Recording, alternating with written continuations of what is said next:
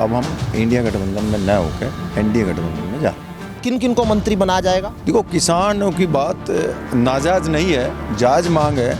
MSP मिलना चाहिए, उन्हें वाजिब दाम मिलना चाहिए, लेकिन समय हो हर चीज़ का, और कानून को हाथ में लेना वो सबके लिए गलत है। जैसे एमएसपी की बात है, मैं भी समझता हूँ कि एमएसपी मिलना चाहिए, बहुत ज़रूरी है, लेकिन उसके लिए कानून बनना चाहिए। कानून कहीं में बनेगा? लोकसभा में बनेगा। 2000 जो सेशन था 17 से 24 तक का, वो सेशन ख़त्म हो चुका। अब कोई लोकसभा नहीं लगेगी, अब तो इलेक्शन का टाइम आ रहा है। तो अब इस चीज़ में कोई वो नहीं है, वो कैसे कर लेंगे। नमस्कार, स्वागत है आपका न्यूज 80 पर। मैं हूं आपके साथ राहुल राणा। 2024 के लोकसभा चुनाव से पहले अब राज्यसभा चुनाव को लेकर सियासत अपने चरम पर है, जहां अभी हाल ही में राष्ट्रीय लोकदल ने एनडीए के साथ जाने का साफ इशारा कर दिया। भले ही औपचारिक तौर पर अभी इसकी घोषणा नहीं हुई हो, लेकिन जो एक बैठक राष्ट्रीय लोकदल के 9 विधायकों की दिल्ली में हुई, उसके बाद अब हलचल तेज हो गई है कि क्या राष्ट्रीय लोकदल के जो विधायक है वो राज्यसभा में एनडीए के साथ जाने वाले हैं। और जो मीटिंग हुई उसमें जो अहम फैसले लिए गए हैं वो भी जो है अपने आप में चर्चाओं का विषय बने हुए हैं, क्योंकि आने वाले दिनों में मंत्रिमंडल विस्तार भी होना है। राष्ट्रीय लोकदल जो है अभी पार्टी यहां एनडीए के साथ गई है, सुभाषपा अभी इंतजार कर रही है मंत्रिमंडल में किसको जगह मिलेगी। उधर यहां पर समाजवादी पार्टी में जो आपसी तालमेल है वो बिगड़ा हुआ है। स्वामी प्रसाद मौर्य की बात कर ले या पल्लवी पटेल की बात कर ले, लेकिन आज बात राष्ट्रीय लोकदल के नेताओं से करने के लिए शामली में इस वक्त मैं मौजूद हूँ। मेरे साथ बातचीत करने के लिए उन्हीं 9 विधायकों में से एक विधायक शामली से सदर से प्रसन्न चौधरी जी है। और मेरा सवाल आपसे यही, मीटिंग जो हुई, लोग समझना जानना चाहते हैं कि भाई मीटिंग में क्या इशारा कर दिया कि एनडीए के साथ आप लोग जाकर वोट करेंगे? बिल्कुल ठीक कह रहा राहुल भाई। आदरणीय चौधरी जैन सिंह जी ने सभी विधायकों को बुला के और उनकी राय मशविरा लिया, और जो लोग स्वर्गीय चौधरी चरण सिंह जी की विचारधारा को पसंद करते हों और उसमें विश्वास रखने की बात में करते हों, तो हमारा फ़र्ज़ है कि हम उनके साथ रहें। आदरणीय चौधरी चरण सिंह जी को भारत रत्न दे करके उस किसान को सम्मान दिया है और उस खेत खलियान को सम्मान दिया है जिसमें स्वर्गीय चौधरी चरण सिंह जी की आत्मा बसती है।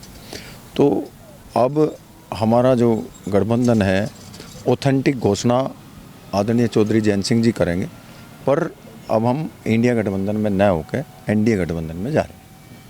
तो अब जो मीटिंग हुई उसमें क्या बातचीत हुई और क्या क्या जो है अब आप लोगों को दिशा निर्देश दिए गए, क्योंकि आप सब लोग गए थे और सब लोग की नज़र इस बात पर थी कि अब आप लोग कैसे जो है अपनी नीति रीति को कैसे बढ़ाएंगे, क्योंकि आपकी जो विचारधारा है वो किसान से जुड़ी हुई है, चौधरी चरण सिंह की विचारधारा से जुड़ी हुई है। आप लोग किसानों के लिए लड़ाई लंबे समय से लड़ते आ रहे थे।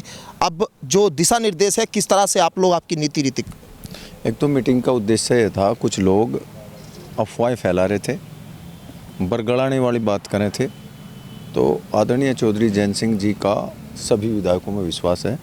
सबसे बड़ा संदेश तो ये दिया है। दूसरा संदेश ये है कि भाई हम विपक्ष में रह के सरकार की कमजोरियों को सरकार को याद दिलाते हैं।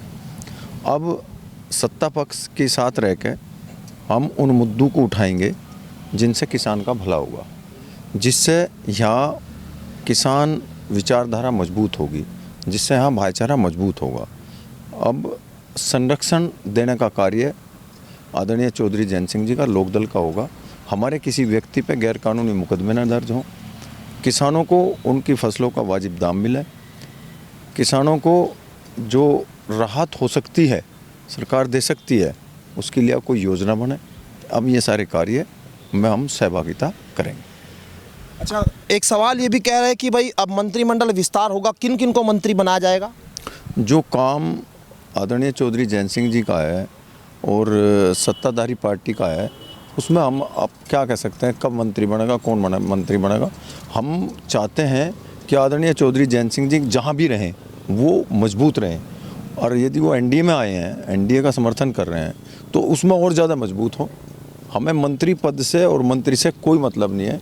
हमारी जनता और जो आदरणीय चौधरी जैन सिंह जी के शुभचिंतक लोग हैं, वो ये चाहते हैं कि आदरणीय चौधरी जैन सिंह जी मजबूत रहें। मंत्री कोई भी बने, 9 विधायक है, किसी को भी मंत्री बना दो। यहाँ सब राष्ट्रीय लोकदल के कार्यकर्ता हैं, आदरणीय चौधरी जैन सिंह जी के सिपाही हैं। मंत्री सर उससे कोई फ़र्क नहीं पड़ता, बस केवल ये चाहते हैं कि आदरणीय चौधरी जैन सिंह जी मजबूत हों।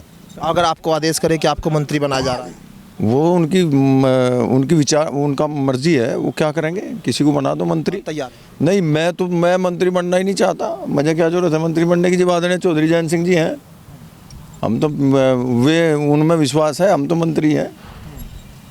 अब कहीं विचारधारा की कहीं बीच में कहीं आड़े आएगी, क्योंकि अब जिस चुनाव को 2022 में आपने जीता, वो एक बीजेपी के खिलाफ आप लोगों ने चुनाव लड़ा था। अब वही लोग आपके साथ हैं। अब आगे जो सामंजस्य है, क्योंकि ये भी कहा जा रहा है कि अब नेतृत्व ने बड़े स्तर पर तो गठबंधन हो गया, कार्यकर्ताओं के बीच गठबंधन की बात मैं पूछ रहा हूँ।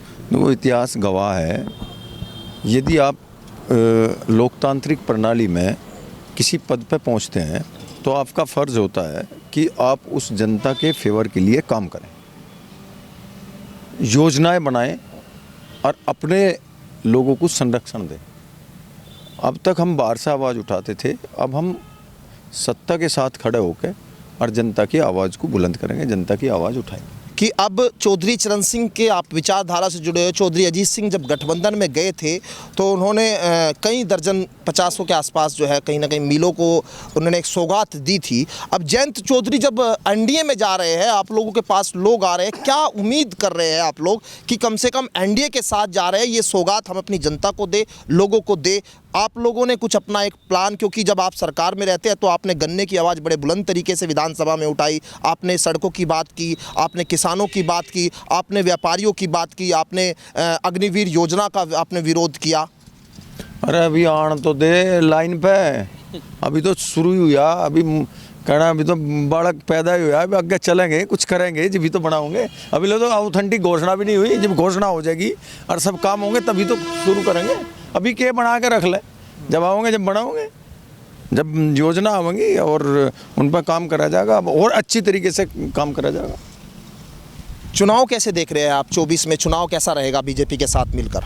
हमें आदरणीय चौधरी जैन सिंह जी को मजबूत करना है, लोकदल को मजबूत करना है। जहां लोकदल रहेगा वहाँ मजबूती मिलेगी और वहीं जीतोगी। अच्छा, नरेश टिकैत का भी एक बयान आया कि भाई जयंत चौधरी को अब मोदी जी से बैठ के बात कर लेनी चाहिए, इन किसान आंदोलन जो हो रहा है ये किसान आंदोलन खत्म हो जाएगा।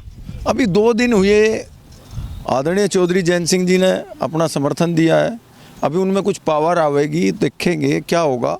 देखो, किसानों की बात नाजायज़ नहीं है, जायज़ मांग है, एमएसपी मिलना चाहिए, उन्हें वाजिब दाम मिलना चाहिए, लेकिन समय हो हर चीज़ का।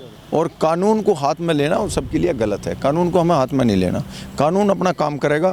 यदि हम उद्दंडता करेंगे, कहीं भी हम यहाँ करें वहाँ करें, कहीं भी करें, तो कानून उस पर अपना कार्य करता है, उसको हम रोक नहीं सकते।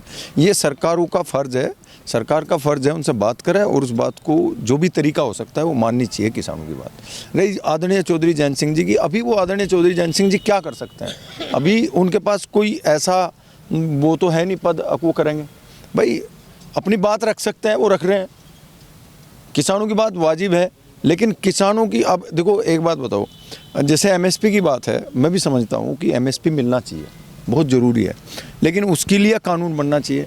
कानून कहीं में बनेगा, लोकसभा में बनेगा। 2000 जो सेशन था 17 से 24 तक का, वो सेशन ख़त्म हो चुका, अब कोई लोकसभा नहीं लगेगी, अब तो इलेक्शन का टाइम आ रहा है। तो अब इस चीज़ में कोई वो नहीं है, वो कैसे कर लेंगे? अब तो इलेक्शन में आ गए सब, आचार संहिता लगने वाली हो रही है, तो कैसे हो जाएगा? अब तो उनसे बात करनी है और उनके मुद्दों को, जो भी है मुद्दों को रख के उनसे आश्वासन लेकर अगली लोकसभा लगेगी, उसमें उनके पास होंगे जब काम होगा।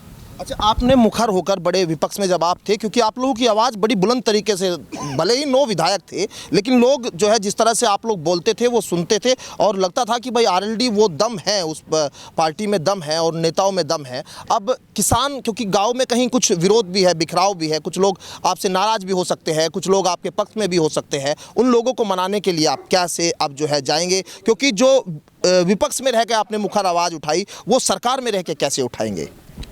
नहीं, देखो, कोई भी योजना यदि बनेगी, किसी को आप संरक्षण दोगे, यदि आप पावर में होगे तभी तो दे पाओगे। हम विपक्ष में थे, सरकार की कमजोरियों को गिनाते थे, उठाते थे, उसको याद दिलाते थे कि आप ये गलत कर रहे हो।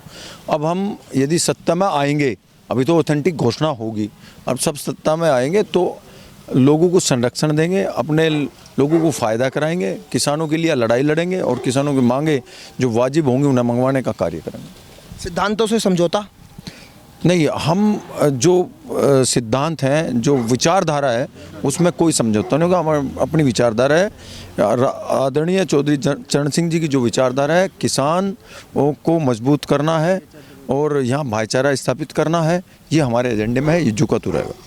अच्छा, कुछ सीटों को लेकर कुछ पता है, कुछ जानकारी, सीट कितनी मिलने जा रही है आपको? जो काम आदरणीय चौधरी जयंत सिंह जी का है, राष्ट्रीय नेतृत्व का, उसका हमें कुछ पता नहीं है। जो करेंगे वो करेंगे। हम तो एक सिपाही की तरह हैं, जो उनका निर्देश होगा उस पर पालन होगा।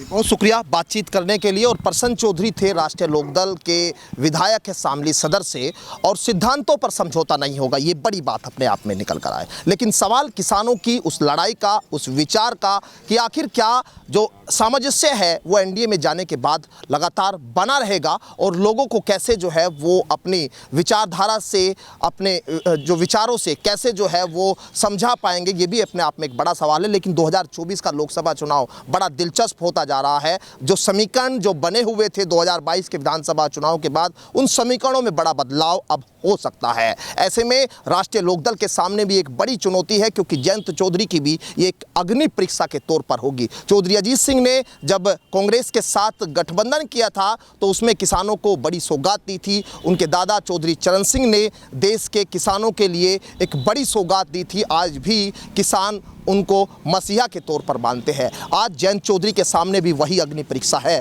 कि जयंत चौधरी जब बीजेपी के साथ अब गठबंधन में साथी होने जा रहे हैं, तो उसमें वो किसानों के लिए क्या कोई बड़ी सौगात अपने दादा, अपने पिता की तरह दे पाएंगे। मेरे सहयोगी काव्य के साथ मैं राहुल राणा, न्यूज़ 18 शामली।